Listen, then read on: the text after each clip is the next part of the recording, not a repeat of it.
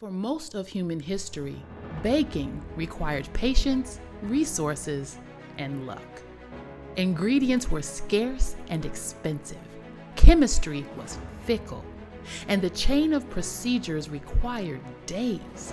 When our nation began experiencing abundance for the first time, most Americans couldn't afford basic cake ingredients.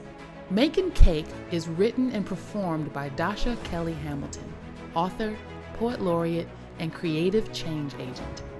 Kelly Hamilton cuts into a cake, revealing what its history and ingredients can teach us about race, class, and equity in America.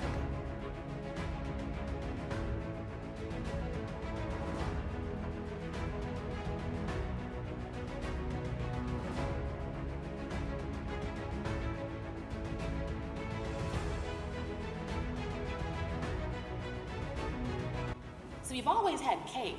Cake just hasn't always been possible. First of all, the process of baking was ridiculously time intensive. You had to dry the flour in front of the fire, sift it and weigh it.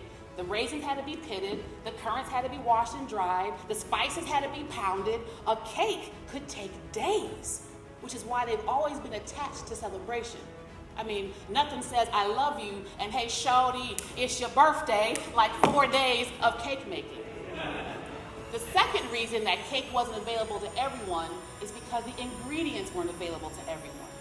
Sugar, for example, was a luxury to most people. Commoners would sweeten their cakes with molasses and honey, sometimes boiled raisins.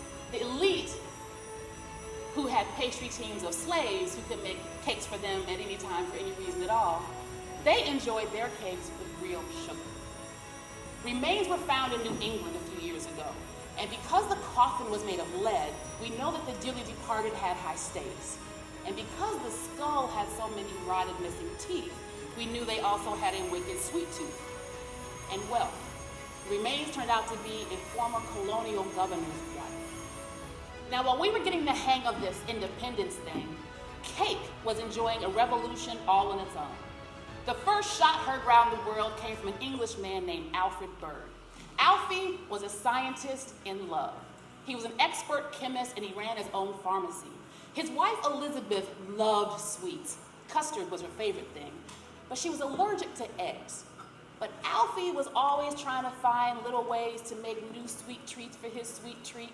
And one day he swapped out the eggs of custard with cornmeal, and Elizabeth loved it. The Birds were having folks over for dinner one night, and they accidentally mixed in Liz's desserts with everyone's desserts, and everyone loved it.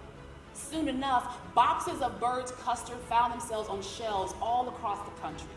It turns out that egg intolerance is the most common food allergy, and most kids will outgrow it, but grown-ups who don't, like Liz, have a tough time with lots of food when they get to be grown.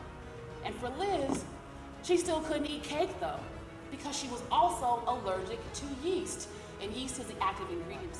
And women were networked across the country and now across class.